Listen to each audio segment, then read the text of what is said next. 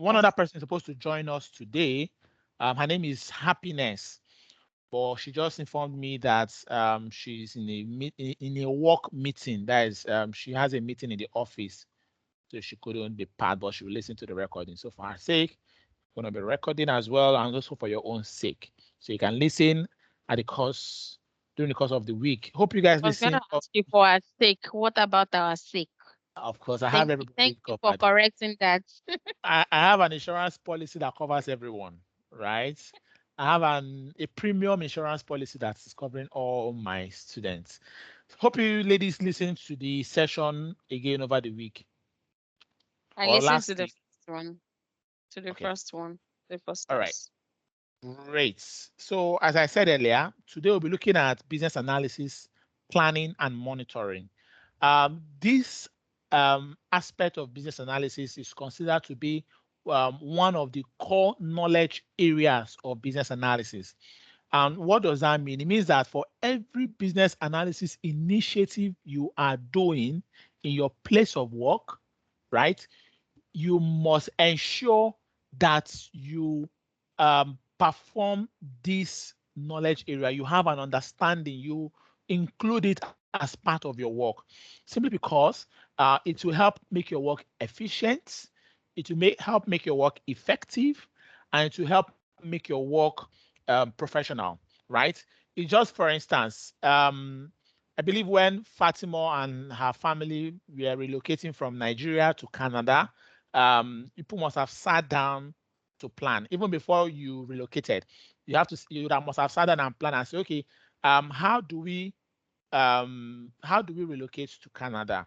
How do we make that move? Um, you might say, okay, first of all, maybe I know somebody who have relocated. Let's make an inquiry to get an information, right? So you're writing down set of activity, and the person tell you, oh, first you need to do step A, B, C, D, and E.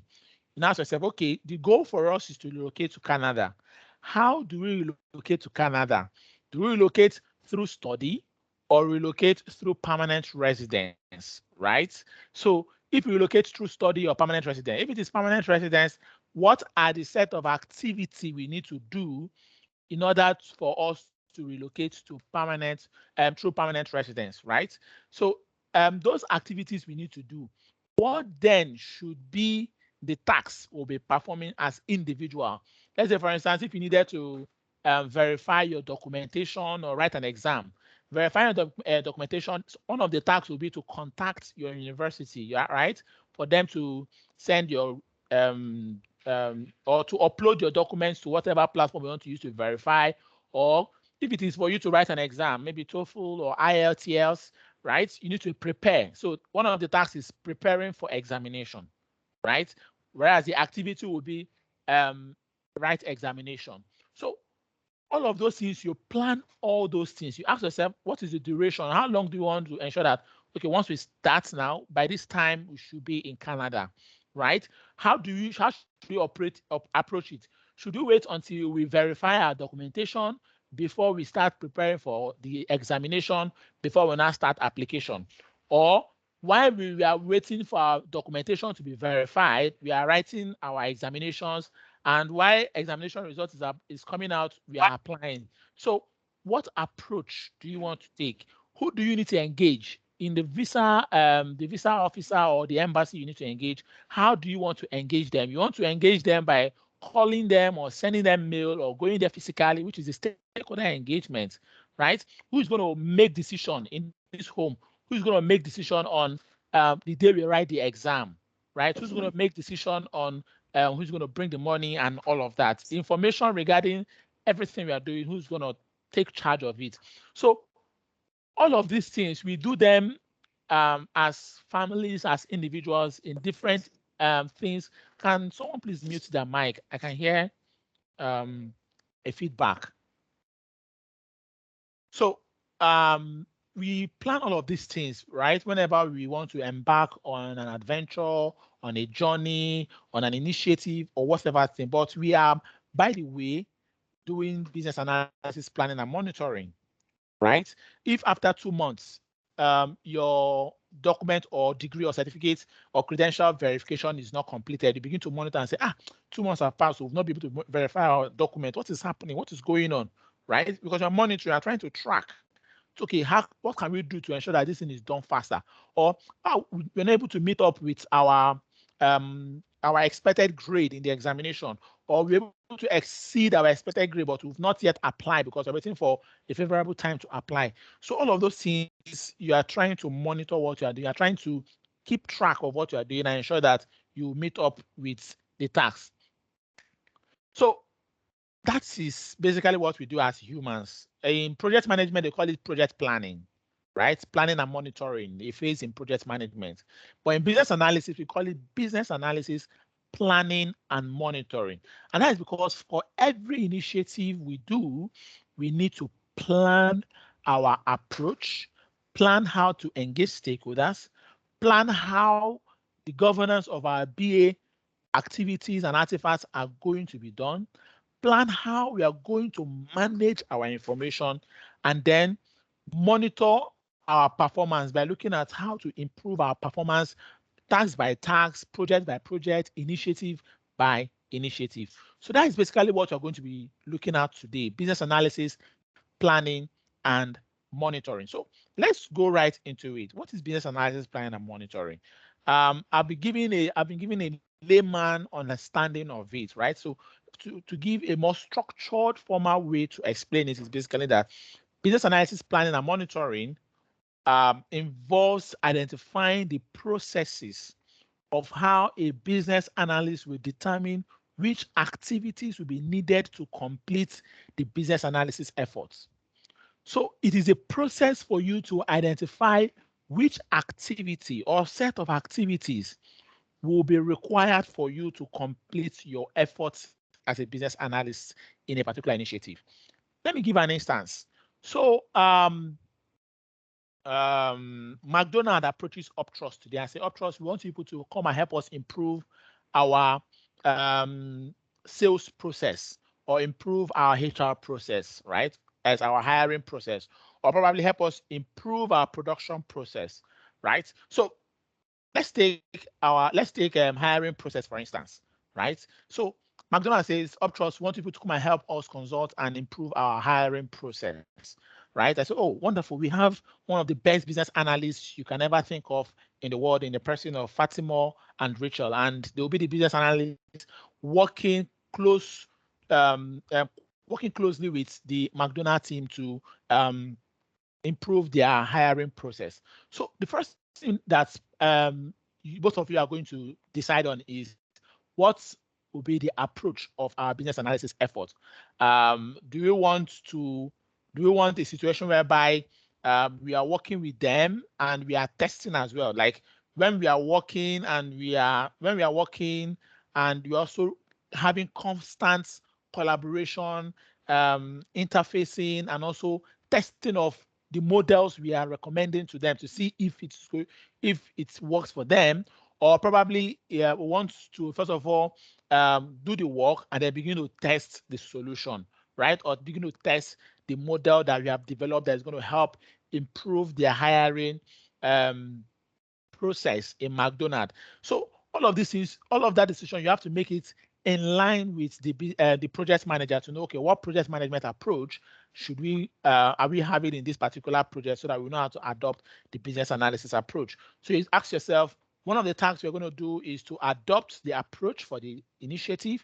We basically need to talk to their HR team, right, to understand what their current hiring process is, right? So we need to do some requirement elicitation. That's an activity we need to do because we need to talk to their stakeholders. So we need to do requirement elicitation. There needs to be a stakeholder engagement, right? That requirement elicitation, how do you want to elicit requirements? Do you want to elicit it by sending them survey or interviewing the HR manager face to face, or having a workshop whereby you have the HR manager and key process owner or key managers involved in the room, and you people have a workshop, or you want to brainstorm, right? So how do you want to elicit that requirement? How you want to elicit it is a set of tasks you want to use to complete that activity, right? Another activity could also be modeling, modeling the current process, right? The current hiring process that you'll be able to gather. Maybe you draw a process flow to explain what currently exists. It could be you draw a context diagram or use case model to explain what currently exists. It could be you prepare a business requirement document, right, to explain what currently exists. So you model what currently exists, model the current situation. And after that, you now go ahead to now do some analysis. You carry out requirement analysis to analyze what areas should we improve. Will the improvements involve automation? If we are to automate, what automation tool should we use? Should we use Power Apps, Office 365 Power Apps solutions, or we should use one of these, maybe we should use Zoho Recruits, or we should use SAP Recruit, or whatever recruitment or hiring or solution should we use to make the hiring process more efficient? Is there a process within the hiring process that is redundant, or that is causing a lot of waste, or that is repetitive? Are you ladies following what I'm saying?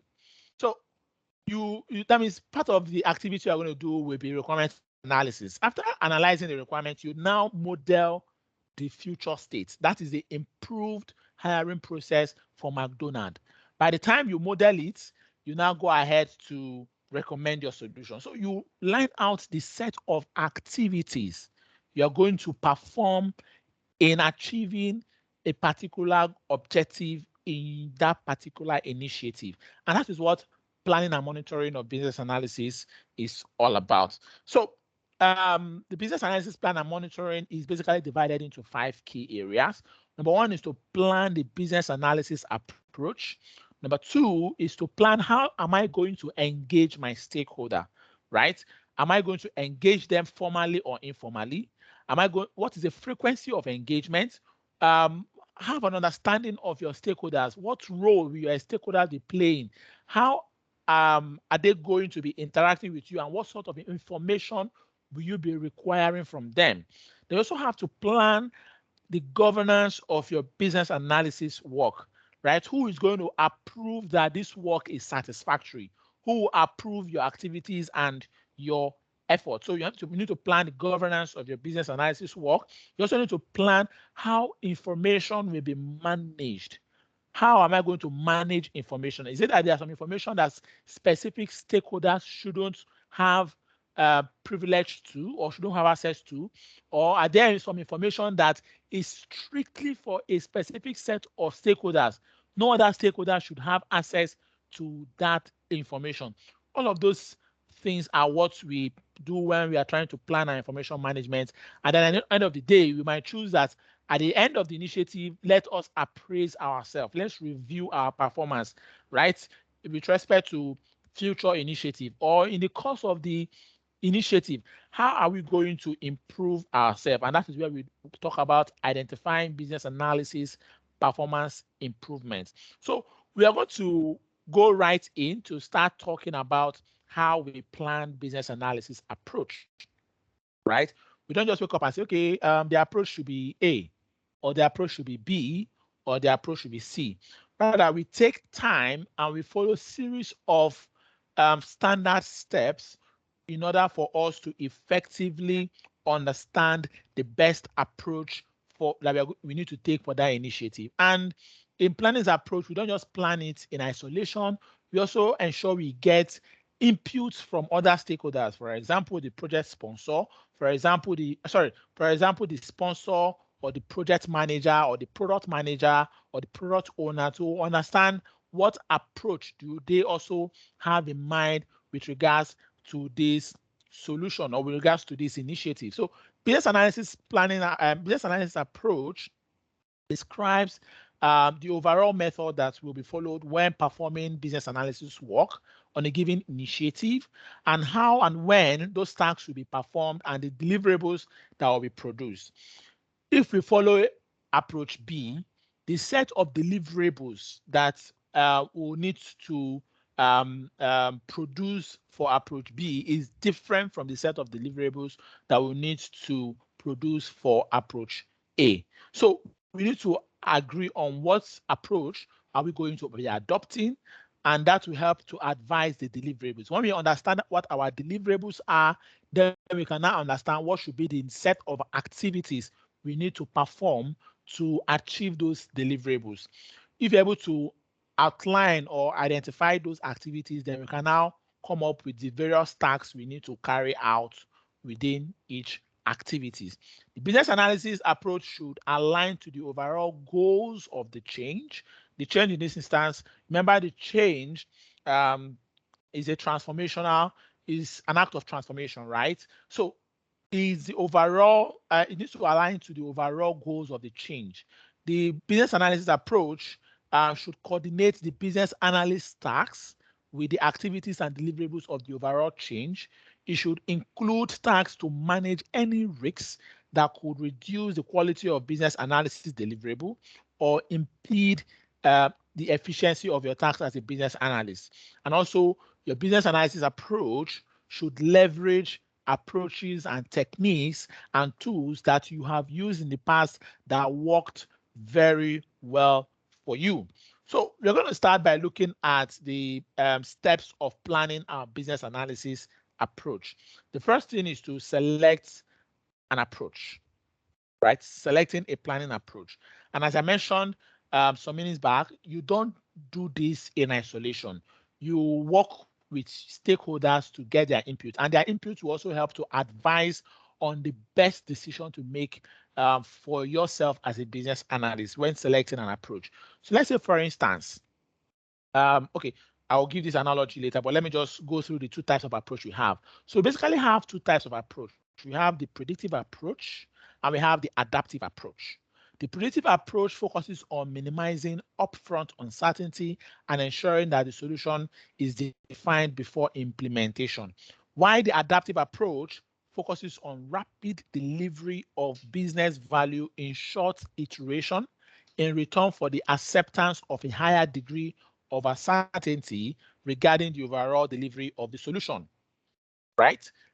If you cast your mind back when we were talking about project management, and I talked about the two commonly used project management approach or model, which is the waterfall and the agile, you can see that the business analysis approach that I have just mentioned to you mirrors the two approaches in project management. You can consider waterfall model in project management to be a predictive approach in business analysis. And you can also consider the agile model in project management to be the adaptive approach in business analysis. Why is that so? That's because in agile, we are focused on delivering value to stakeholders within the shortest period of time. We are focused on iterations, flexibility, agility, constant improvements, continuous engagement with stakeholders. And also in adaptive approach in business analysis, you are focused on rapid delivery of business value in short iterations in return for acceptance of a higher degree of uncertainty regarding the delivery of that solution. So if you find yourself in a project and the project manager said, or the project team has agreed that they're going to be using a waterfall model in delivering that project, you don't need to start disturbing yourself about racking your brain on, oh, should I use adaptive for this or predictive? Just have it at the back of your mind that if the project management approach or model is waterfall, then switch over to predictive. If the project management approach or model is agile, you don't need to think twice. Swiftly, you switch over to the adaptive approach of business analysis. And that's why I said you don't make the decision on your own. You get input from stakeholders to understand what approach will the team be following in delivering the solution. The next thing is now to look at the formality and the level of details, right? If the project is going through predictive approach, right, it typically calls for formal documentation. Formal documentation such as your business requirement document, formal documentation such as your functional requirement document. The business analysis information may be required to capture in a formal document or set of representation following standardized templates. The information you capture at various levels of details and the specific contents and formats of business analysis information can vary depending on the methodology of the organization, depending on the process of the organization, and depending on their templates. Um, One of the companies that I worked in the past, right? They basically don't bother themselves preparing functional requirement documentation. Rather, they prepare software requirement specification, which is SRS. So depending on the organization, you need to understand what methodology, processes, and templates do you use for their formal documentation. Some companies prefer to use SLAs. The business analyst will be involved in documenting SLAs along with the legal team, and also along with the marketing team. Some use after SLAs, you prepare your business requirement document, which is your BRD, and then some prepare the software requirement specification. Others might feel okay, like my current place of work, they don't do anything software requirements of specification. All they do is BRD and FRD whenever we are using a predictive approach in an initiative. Basically do our BRD and then we do our FRD. But my former place of work will do BRD and we do our SRS. So you need to understand what template works for that organization, right? And then in adaptive approach, it basically favors you defining the requirements and designs through the interactions of your team member and feedback that has been provided to you on a working solution. So you prepare a less formal documentation in adaptive approach compared to predictive approaches. And then after looking at the formality and level of detail, also look at the set of activities you need to carry out as a business analyst when you are involved in your in planning your business analysis approach. So if it is predictive and if it is adaptive, um, frequently the organization needs to adopt methodology that influence the activity that you select for a particular approach. Integrated business analysis activity in the business analysis approaches include you identifying the activities that is required to complete each deliverable and then breaking each deliverable into a task. Another one could also be dividing the work into iterations, identifying the deliverables for each iteration, and then identifying the associated activities and tasks, right?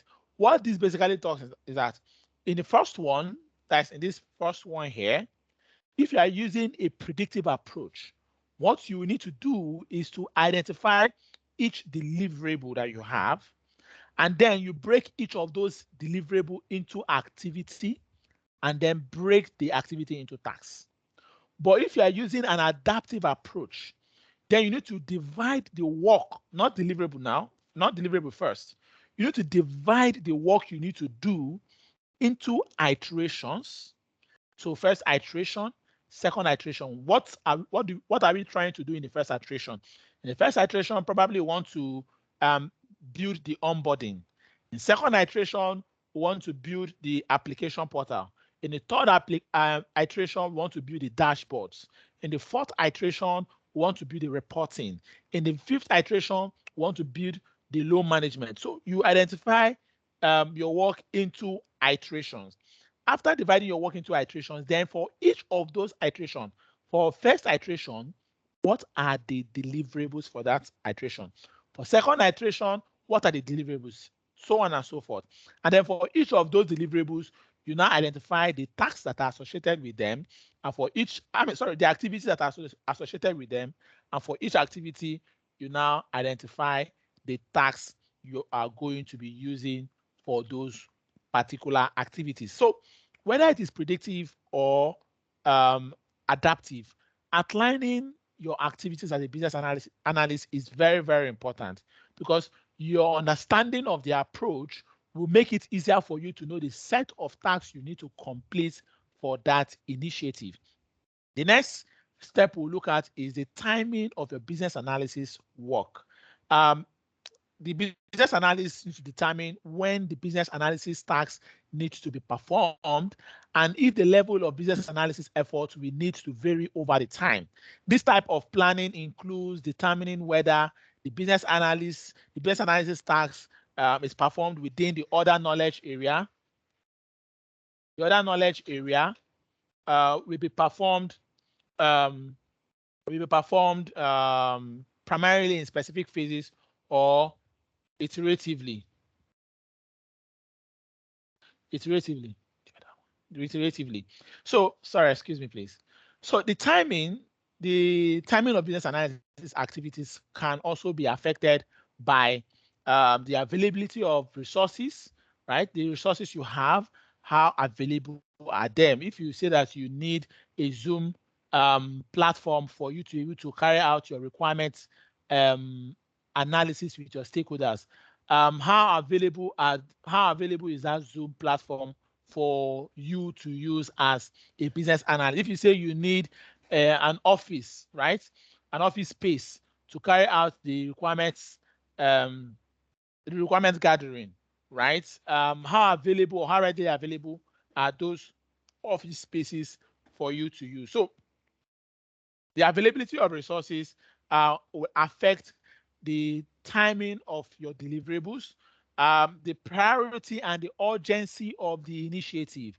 That's another thing that also affects the timing of your deliverables or the timing of your business analysis work. What is the priority of your work and how urgent is it? If the project is going to be a 6 months project, it means that you basically have ample time to do extensive business analysis work.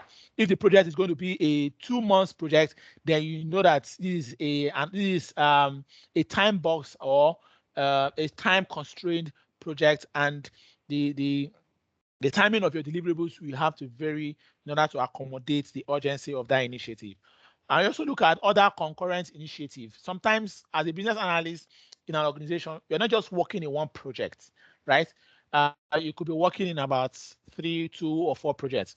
A good example was when I was in my former place of work. At some point, the other guy who was the business analyst left the team, and I was the only person left as a business analyst. And the organization had about, I'll say, about 5 active projects ongoing.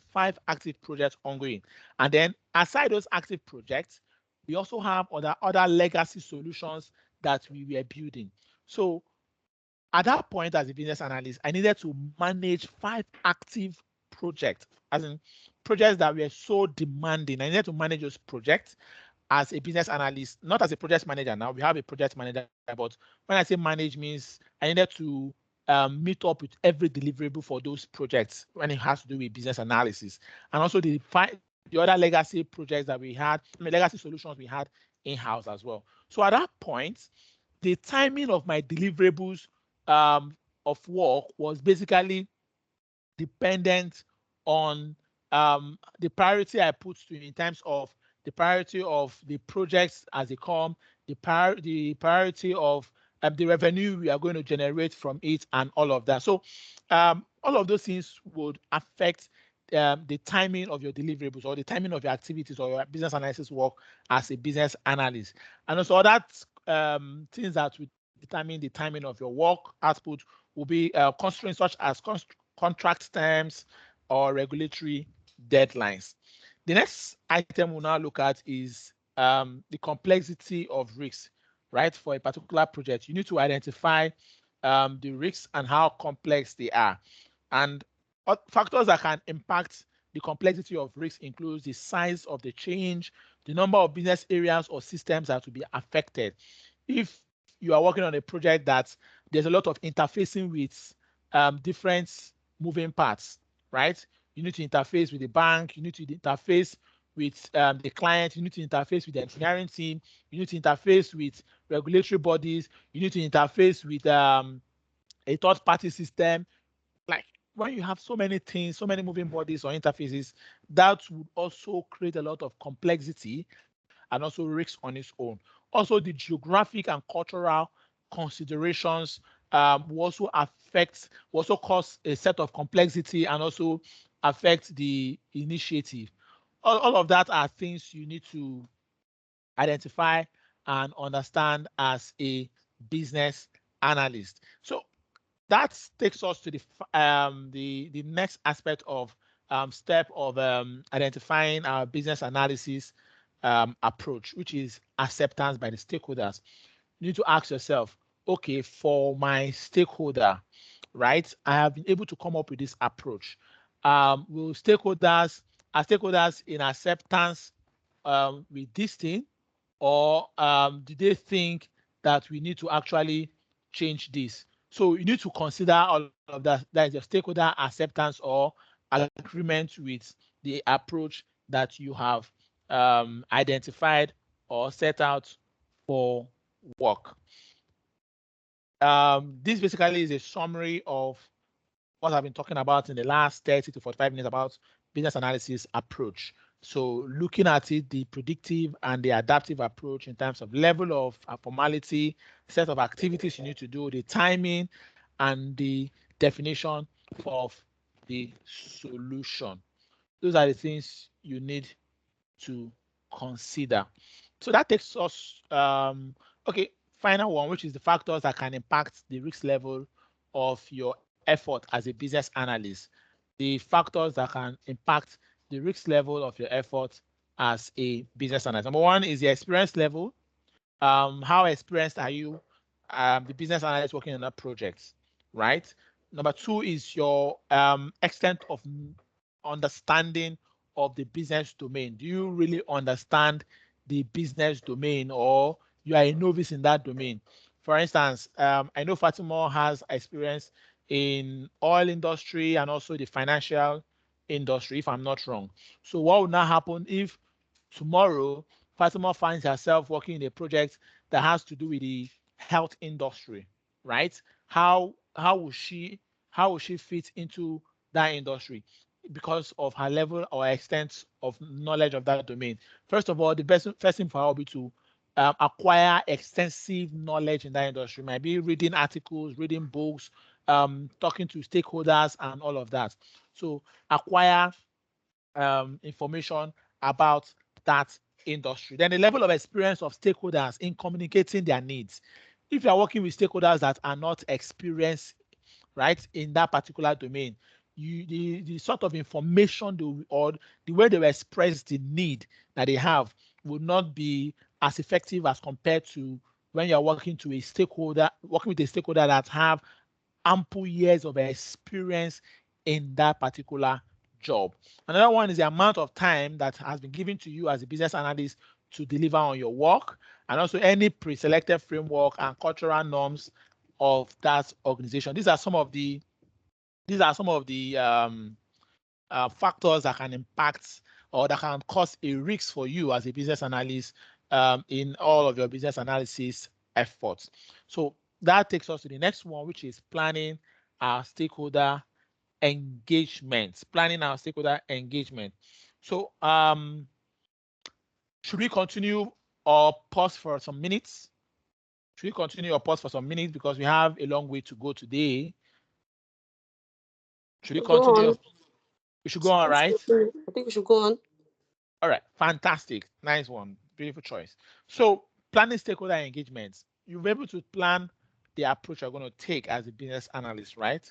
So the next step for you as a business analyst is to now ask yourself, what approach should I adopt in this? How should I engage stakeholders, right?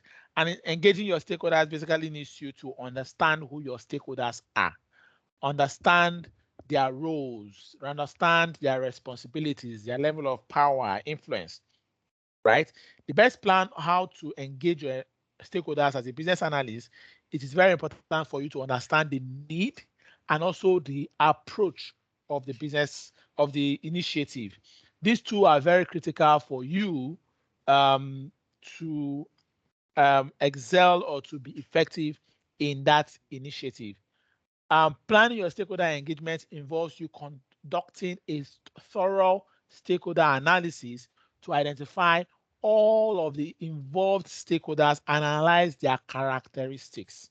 The results of the analysis are then utilized to define the best collaboration and communication approaches for the initiative and to appropriately plan for any subsequent risks that could come up in the course of the project. So how do we basically plan our stakeholder engagement, right?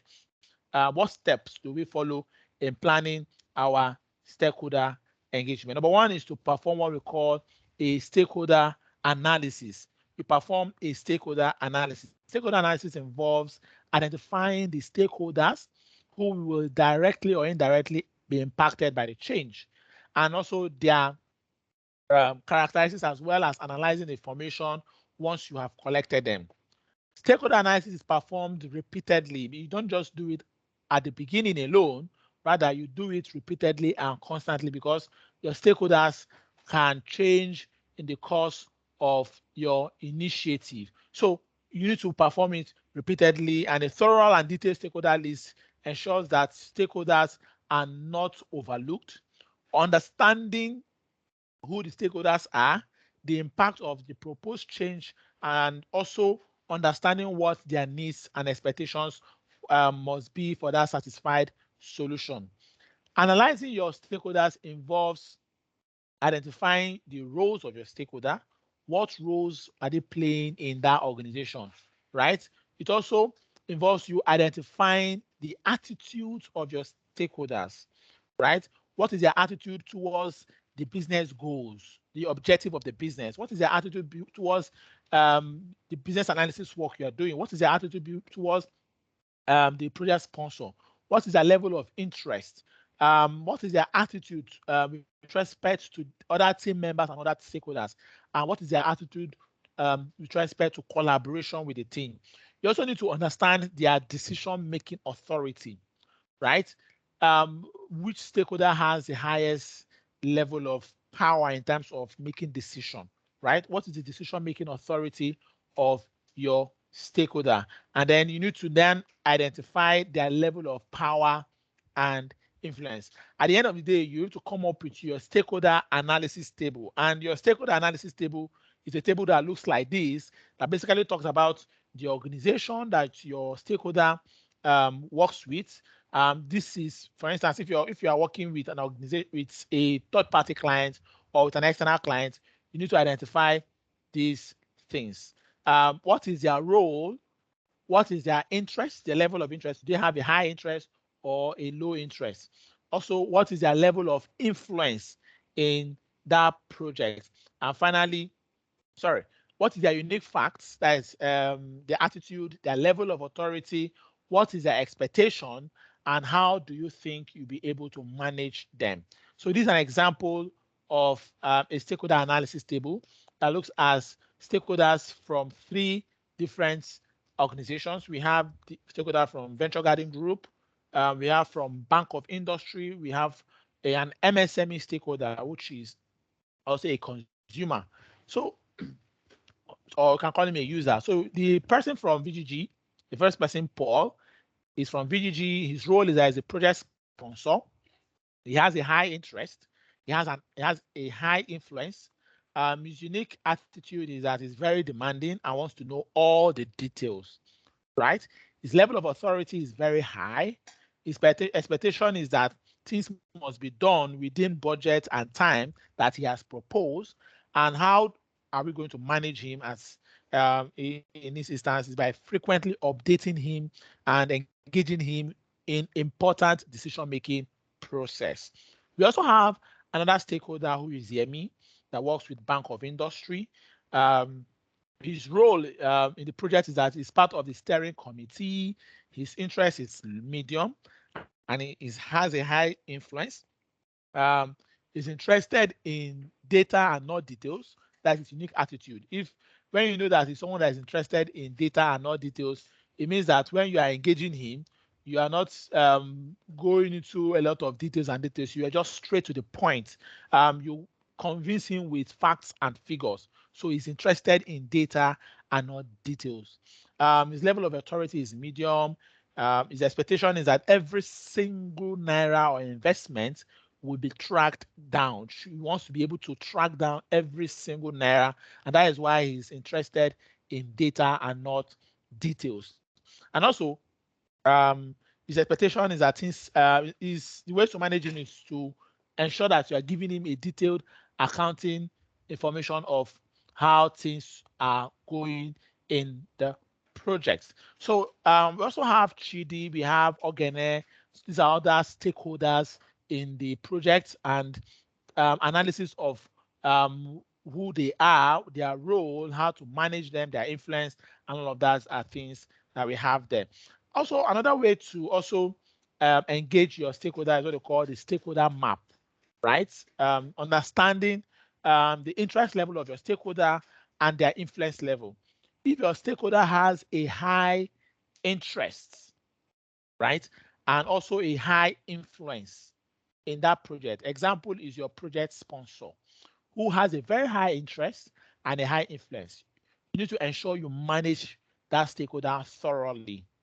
If it's a stakeholder that has a high interest and a low influence, sorry, and a low influence, yeah, a high interest and what am I saying? A high influence and a low interest, you need to anticipate their needs. The example is your users. If it's a stakeholder that have a low interest, sorry, I think I'm confusing these things. Let me start again. So if it's a stakeholder that has a high interest and a high influence, you manage them closely. Example is your project sponsor. Now, if it is a stakeholder that have a high influence but a low interest, their interest is very low, right? But they can influence that project. Their influence is very high, but their interest is low. Example is a regulator. A regulator has a high influence on your project, on your business, on your initiative, but their interest is very low, right? For such stakeholders, you need to anticipate and meet their needs. So all the needs of CBN when building a financial solution, you need to anticipate and meet them because they have a high influence on your business, but their interest level is very low.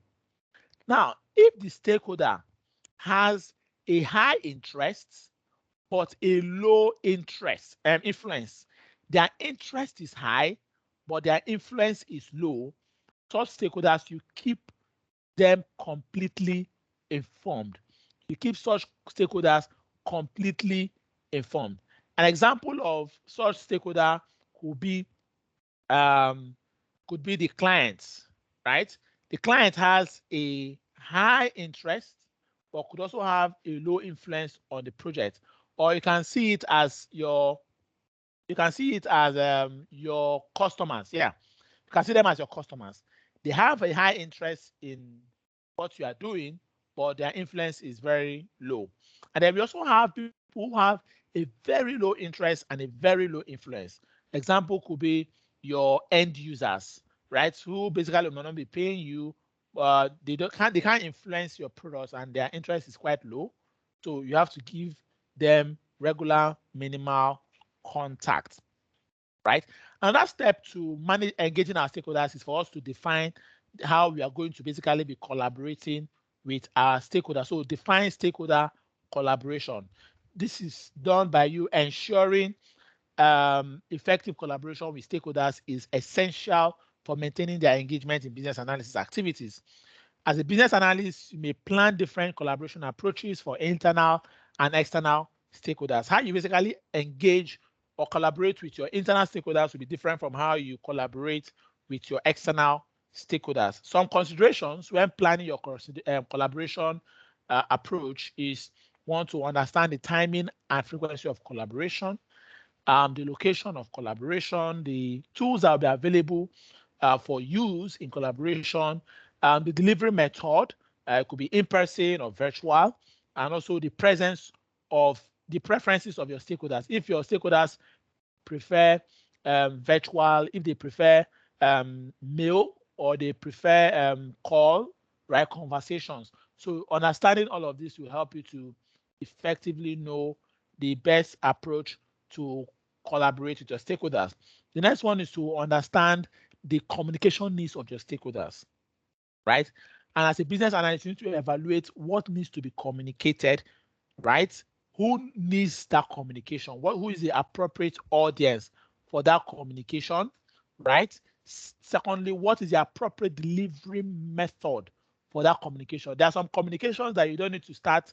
You don't need to bother yourself sending out mails. You can basically put a phone call across, and you are aligned. Also, what is the appropriate delivery method? You need to just have a physical meeting, face-to-face conversation in to communicate that information rather than putting a phone call or sending a mail or sending a message. What will be the frequency of that communication? When should that communication occur? And finally, the geographical location, the level of detail appropriate for that communication and the stakeholder, and the level of formality of that communication. When you are able to identify all of this, you can then present your stakeholder communication plan. The stakeholder communication plans helps you to effectively draft out how you are going to be communicating with your stakeholders. You identify the various stakeholders, the engagement action, what piece of work or who are they, what channel are you going to communicate with them, and then what will be the frequency of the communication? Is it going to be daily? Is it monthly? Is it weekly? Are you going to be doing personal check-ins with them? Are you going to be sending them mails as a form of communication? Is it going to be through meetings and all of that? You need to identify all those things to understand how to effectively and appropriately communicate with your stakeholders.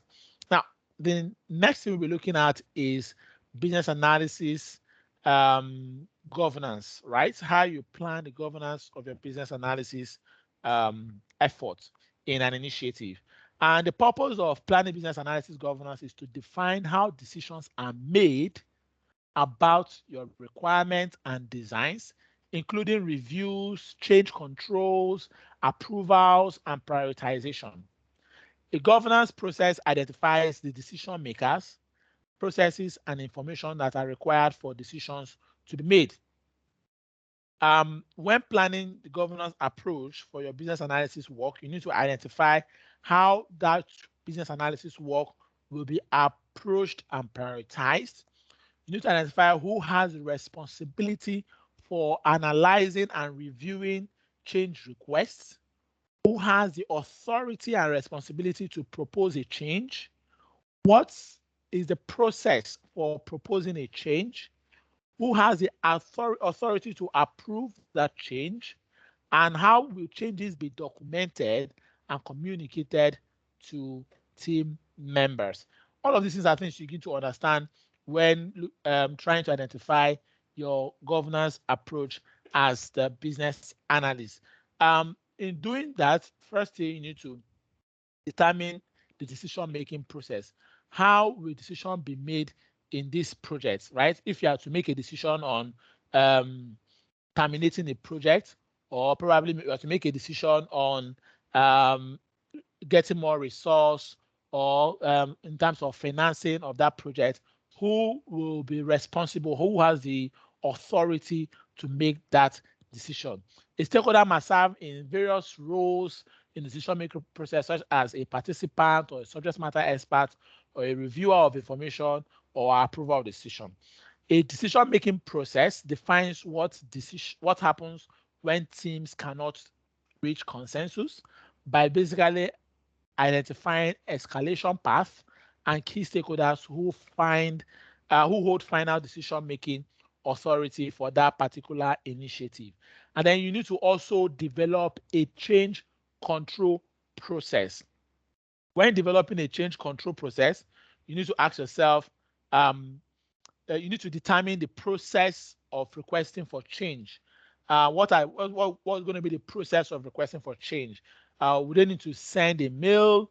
Would they need to have a meeting before a change will be agreed upon, or will commence? They need to determine the elements of the change. What are the elements of the change in terms of the cost of the change, right? The time estimates for the change. What benefits are we going to get from this change? What risks are we going to um, um, encounter in the course of this change? What is the priority of the change? And also, what should be the courses of action for us in this change? They need to determine how change will be communicated. How are you going to perform impact analysis? Um, you also need to determine how change will be prioritized. How will the change be prioritized? I need to determine who will authorize the change. And finally, you need to determine how the change will be documented. So I want to ask a question here, right? I would like Rachel to answer this question, or both of you to answer it. So, but Rachel first. So let's say, for instance, people want to um, let's say, okay, Rachel, are you there? Yes, I'm here. Okay, so let's say, for instance, today, give me one of the projects or one of the things that you do happen in your office. One of the projects, Yeah, project of yeah, one of the projects that happen in your office. escalated prepaid customers investigation. Okay, investigation of customer They are requests. vending, yes, they are vending, no, they are vending patterns. Okay, okay, great. So let's say today now, um, you want to your organization wants to change how they vend, right? Okay, okay, They want to change how they vend, yeah. right? Who determines how what is the process will they use in requesting that change for of vending? Requesting Yes, I to don't request a understand. change, to request that change. We want to change our vending. How is that change initiated? Okay, Or- the first person that will be involved is the payment channel supervisor. Or Okay, is the one that is in charge of those payments payment channels, the different kind of payment channels. So if anyone probably there's a fault, or if he feels that okay, it should be different, I believe it starts from him. You have to send a request or put up a case with the management of the KJ Electric that okay, oh, this is the way we've been doing this thing. It probably during, because most times during peak periods like the okay. ending of the Hold on, month. hold on. Sorry, hold on. So you said you have to put up a case, right? Yes. And putting up that case, is it that you put up a document and send to him, or you send a mail to him? Yeah, we send a mail because we are the ones on the field. So we complain to him that "Okay, these are the challenges we face most times at the peak period when we even need this thing to work well. These are the challenges we face during this time." So we send a mail, probably to our Okay, line managers first, because we don't just go directly to them. We have to consult our line managers first, send the mail to our line managers, and they pick it up and send to him before he now goes ahead to uh, tender our feedback to the company, to the management. okay, fantastic. You have basically spoken about the process of requesting for change. You send a mail to your line manager.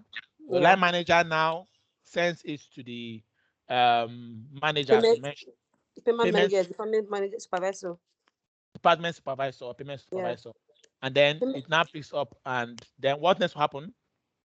Then he attends to it, then prefer solutions, then refer it back to the management to sign off. To say, okay, go ahead and effect this change and that change. And that. Fantastic. So you have basically spoken about the process of requesting change in your organization. Yeah. You understand? You basically talked about the process of requesting for change in your organization. Now, you now look at the elements of the change, right? If you talked about you have to come up with a case for that change. In that case, you're talking about the cost of the change, right? What will be the benefits of that change? What risks are people having, Yeah, right? that would be the work of the supervisor of that department. That would be Aha. his own job. Fantastic. And then you now determine how the change will be communicated. So if the change is going to be like if there's a green light on the change, how are we going to communicate that change? When that change is going to be effected, do they communicate via mail or they gather people in a room for a meeting and then it's okay, everybody. When it's finally done or what?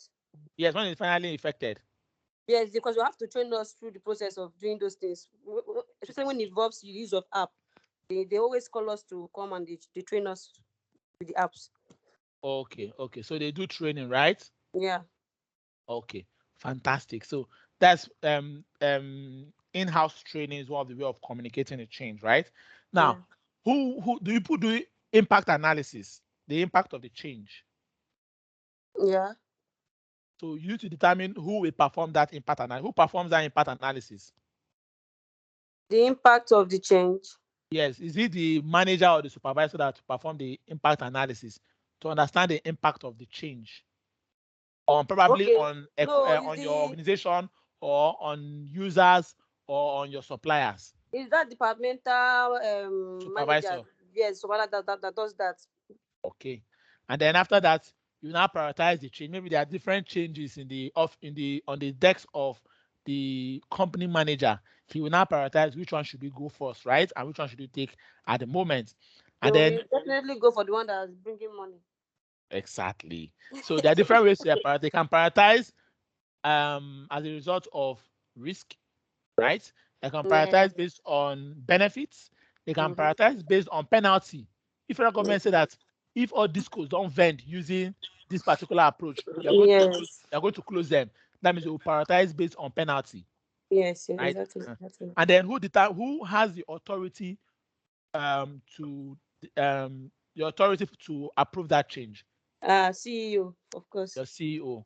Then you need to do the business analyst. You basically, how are you going to document the change, right? Do you document it in a, does the change become a policy, right? Or does the change reside as an SLA?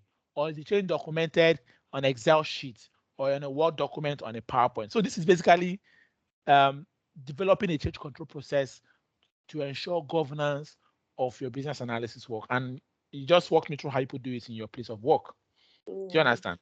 Okay. So if you can look as a business analyst, if there are ways that this change process is not efficient, or you feel that is not the if you request for change now, it's going to take maybe 3 months before it's been implemented, or it's going to take a 6 months before it's implemented. You cannot look at the process.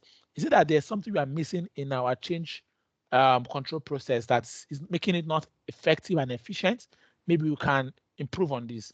You cannot take this can I take these 7 pillars of change control process and look at what pillars are we omitting or are we not doing very well to implement it in my place of work? So over to you, Fatima. Thank you so much, Rachel. Over to you, Fatima. So tell me some of the initiative or projects that you do in your place of work. Sorry, I was on mute. So Okay. for us, it actually we do something like we call it customer feedback. So like Okay. we talk to clients, we relate with them, we interact with them. So most of the things or changes that comes by is as a result of their feedback to us or what we feel should be done to make it easier for us to work with the clients. So most times we have this quarterly feedback survey that is sent to us. So the Okay. management sent it to us. First quarter, it is about what we feel that should be done to be able to help our clients better. So there are a couple of questions that they give to us, and then we fill it out. There are things, there will be spaces where they ask us to explain a particular thing we feel they should work on better. So you do that. Okay. Then the second quarter, they send the one for the clients out. So we speak with them. They want us to tell them what we are hearing, what the customers are complaining about, what is the most pain points, maybe when they are trying to go on their online banking or with Yeah. ease being able to get credits from the bank. So we give Okay. them that feedback soon. Then the third quarter, they give us the survey about the management itself. What do we think the management should do to be able to improve, both the clients and our own, well-being and all that with regards to the business. So we Yeah. feel that. So at the end of the day, we have a team that they call the Back to Basics team. So whatever communication we have sent out to them, the Back to Basic team sit down on it. They relate with everything and then determine the order of priority. So Okay. let's say, for instance, we're talking about online access. Like we are requesting that, okay, clients should be able to book an appointment to see the business advisors themselves. They want to determine whether that is of high priority as against clients, when they log in, they want to have easy access. They want to be able to do everything online without having to call the bank. So they put it like other scale of preference. So whichever one comes first, they send it to, I believe they have the business analysis team that they send it out to, and then the management, they have this meeting, just like you've been explaining. They meet with the stakeholders, talk about the need for the change and the effects of the change on the long run. So that will be the process. So we give them the feedback. They take it back to basic teams. The back to basic teams relates with the managers, the stakeholders, to determine order of preference, which one should come first, which one should go after. Then with regards to how the changes are turned around, whatever change is being implemented, we get the feedback. Just like Rachel said, we get trained for it first in, within ourselves. We get trained and we do it. But what they do most times is, because it's a financial, institution, they don't just push the results out to everyone. So like they do sampling. So currently we have something we are doing about complaints tracker. So what it means is, when the clients call, or when you're meeting with a client and they have a particular complaint, you put it in the tracker and it goes directly to the office of the president. However, that complaint tracker is not for everyone yet. They just took a sample of the whole team. So like maybe 2% of the team. So we've been working on it for about 3 months. So after 3 months, they get back to what has this helped to improve the bank's, profitability, or maybe the bank's output, or being able to help the client, or what are we hearing? So eventually they will now push it out to the whole team, but it will go through a sample first, a team sample, and then the feedback, they work on it back to the business analysis, back to basic team, and then they push it out to everyone if it's something that they would need to do. Or if not, they go back to work on it and then, do the sampling again and bring it out back. So kind of working around that. Okay, fantastic. So this is basically the process of change control in your organization, and it's very interesting getting to hear both of you talk about this. And also gets to let you know that this is happening in your office, and you can even before waiting to maybe to get a job somewhere else, you can even see ways and look at how to improve some of the processes internally within your organization. Anything that you think is not efficient, is your duty, is your job or responsibility as a business analyst to deliver value and also drive improvement of processes within your organization. So thank you so much for taking our time to explain how your both organizations initiate and implement changes for yourself, for your clients, and for your vendors. So let's continue. I'm still on the governance of your business analysis approach, or planning rather. So we have to plan prioritization approach. Just as both of you mentioned, you need to prioritize which one we need to do first, right? Are we prioritizing based on benefits, prioritizing based on penalty, prioritizing based on resource constraints, based on risk?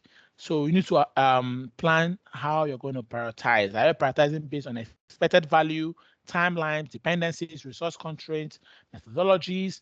When planning the prioritization process, you need to determine the formality and the rigor, right, of the prioritization process. You also need to determine the participants who will be involved in the prioritization. You need to determine the process for determining how prioritization will occur, the criteria to be used for prioritization, and then you need to plan for approvals, right? Approval basically who has the authority over your work output, right? The timing and frequency of approvals are dependent on the size and complexity of the change, and the business analyst must determine the type of requirement and designs that needs to be approved, the timing for the approval, the process to follow to gain that approval, and who will approve the requirements and design. Just as you mentioned during the course of when we had the change control interaction, for Rachel's company, it's the CEO that has to approve. For Fatima, or we have the back to basics team who have to assess or evaluate if this is satisfactory, we should go ahead with it, or we shouldn't, or we should do more work to get more satisfactory results or recommendations, as the case may be. So you need to know who has the right to approve what work you are working on as a business analyst. That now takes us to the planning, business analysis, information management, right? As a business analyst, as I said, in the course of this program, you are a custodian of information, right? Because the bulk of what you do is managing requirements, and requirements is information, right? That information could be a drawing. That information could be in text. It could be verbal. It could be written in any form. Managing information, managing requirements. So you need to plan how information will be managed in the course of your project. I'm going to use myself as an example here. I remember sometime when I was working in one of my previous organizations. So I prepared a business requirement documentation. So in that organization, we basically use SharePoint as our means of information, documents management and storage, right? So that is what we use in that company at that moment. So I prepared my documents, and I needed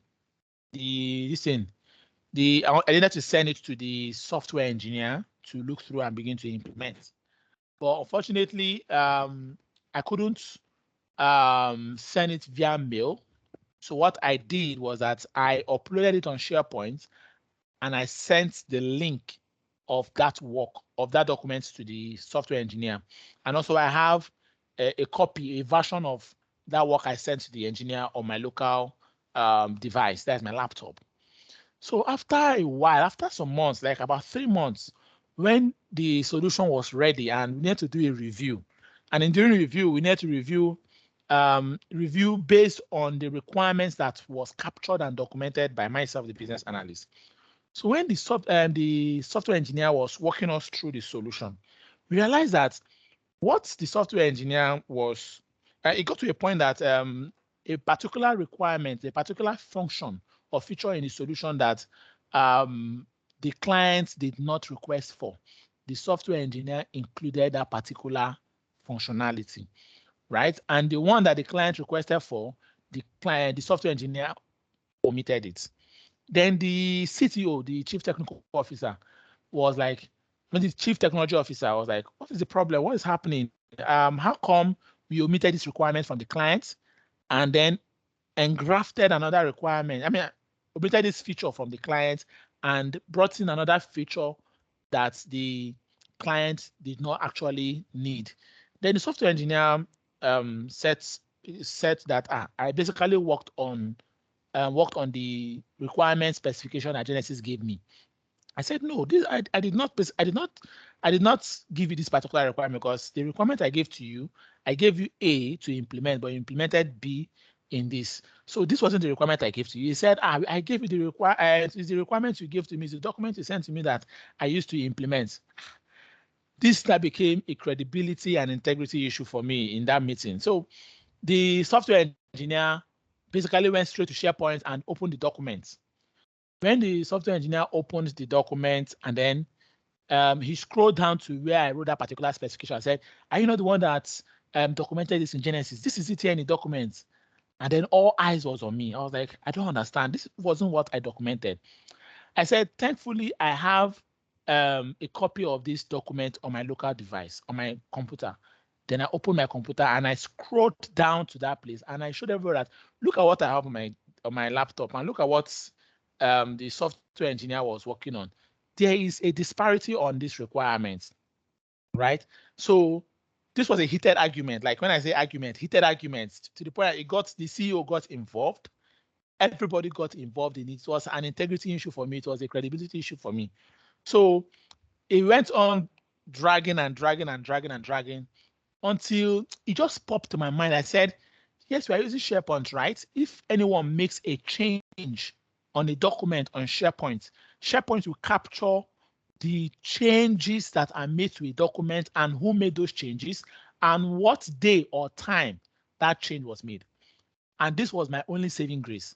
I had to open SharePoint again and we started looking at changes that were made on that document. And it was realized that that software engineer actually made changes to the documentation that I sent to him.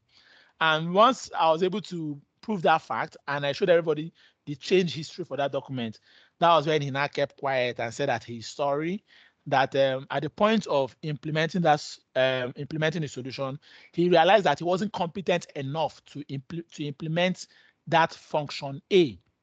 So he felt function B would be an easier function to implement. So he implemented function B. But just so to have that in the document, he made that changes. I was like, okay, you made a change to my document, right? Or you thought this functionality would be difficult for you to implement. Why don't you come back to me, the business analyst, who is the custodian of that document, to get validation from me or to inform me so that I can inform the stakeholder or the client and see what their expectation or feedback would be. So it was at that point that I understood the importance of information management as a business analyst. Since then, going forward, if I'm to send any documents to a software engineer, I need to ask myself, do I want this person to be an editor of these documents or the person to be a viewer, right? So if I know that I don't want you to make changes to my documents, I'll restrict every editing right or permission on that particular document and give you access to view. So managing our information as business analysts, managing our documentation, our information, our requirements is very critical to the credibility and integrity of our work as business analysts. And we need to be very careful with that. I learned mine the hard way because my integrity was at stake, right? Had it been I wasn't able to find out that document change history, there wouldn't have been any way that I can pinpoint that, okay, I wasn't the one that made that change to that document, rather it was the software engineer. And just imagine how every other colleagues would have seen me and say, Genesis that will write one thing and then later on he will change it and deny that he changes it.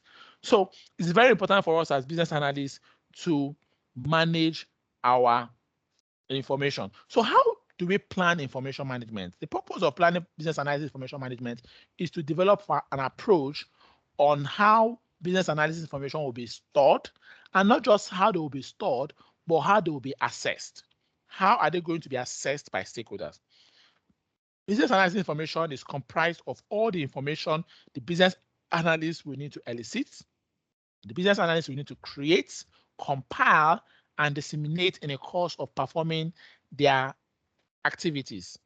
These include models, scope statements, BRDs, FRDs, user stories, business cases, business model canvases, user persona, user journey, context diagram, whatever information or requirements you're going to be producing, this involves it. Information management as a business analyst entails you identifying how information should be organized, the level of detail at which information should be captured, any relationships between information, how the information may be used across multiple initiatives, how the information will be stored and how it's going to be assessed, and also what are the characteristics about the information that must be maintained. In organizing our information, we need to first of all organize our business and we need to first of all start with the organization of our business analysis information. As a BA, you are basically responsible for organizing business analysis information in a manner that allows for effective and efficient access and use. You must determine how best to structure, how best to organize the business analysis information at the start of an initiative. At the start of every initiative, you need to ask yourself, what information, first of all, start with what deliverables will I have? Remember, we've already done our business analysis planning approach, whereby I look at what deliverables do I have, what activities and what tasks. So for each deliverable and activities and tasks, what information will I need? And for each of these information, how will I manage them? How am I going to store this information? How am I going to communicate this information? And how am I going to assess or allow stakeholders to access this information? Relationships among the types of information must be defined to assist in managing the effects of new or changed information in the future. Another one is also the level of abstraction. What is the level of detail for a particular information? In determining how much detail each stakeholder may require as the initiative involves, consideration is given to the needs of the stakeholders, the complexity of what is being explained, and the importance of the change. Rather than you presenting the same information to all stakeholders, as a business analyst, you should present information with appropriate breadth and level of detail based on each stakeholder's role. So the level of detailed information you give to your end user, the level of detail, right, that you give to your end user is different from the level of detail you give to your software engineer. The level of detail you give to your project sponsor is different from the level of detail you give to the clients. So you need to understand all of this. The next one is to plan traceability approach. How will requirements be traced in the course of the initiative? This has to be based on the complexity of the domain you are working on, the number of views of requirements that will be produced, an understanding of the cost and the benefits involved with tracing. And then storage and access. How will documents be stored, or how will you store information? Some companies use Jira, right, in their requirements management. Some use SharePoint as a way to store information. Some use I've forgotten this storage. Um, some use Dropbox, some use Google Drive, several of them. So you need to ask yourself, what does the organization currently have, or what do they use in storing information? And then how will people access, or how will they have access to that information? Do they need to have access to that information via mail, or do they need to have access via link, or go on SharePoint to have access to it, or you have to go on Jira to have access to that information? So you need to ask yourself, what will be the information, or what will be the way for people to access that information? And then you identify attributes of your requirement, the requirement attributes.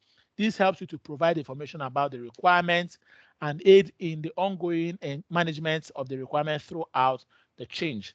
Some of the commonly used requirement attributes include absolute reference, author, um, indicating who is the author of that information, the complexity, if this document or information is a complex information that can only be understood or that is needed, that is required by a software engineer or a technical stakeholder. The ownership, who owns the document? Document, is it owned by the client? The client information, is it owned by the client, or by you, the business analyst, or by the engineering team? The priority of the information, the risks, the source of the information. What are the sources of your information? Did you gather the information from your clients, from stakeholders, or from users, or from your software engineer, whoever would be? The stability, the status of the information, and the urgency of information. That brings us to the last aspect of today's class, which is identifying business analysis performance improvement. Business analysis performance improvement.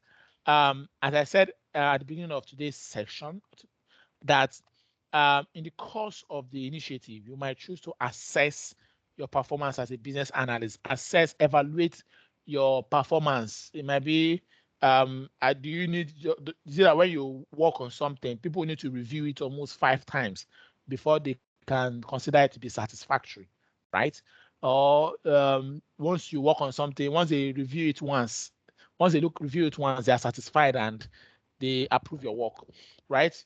Or you can say you want to do your performance evaluation at the end of the initiative, right? So the purpose of identifying business analysis performance improvement is for you to assess your business analysis work and to plan to improve processes where required.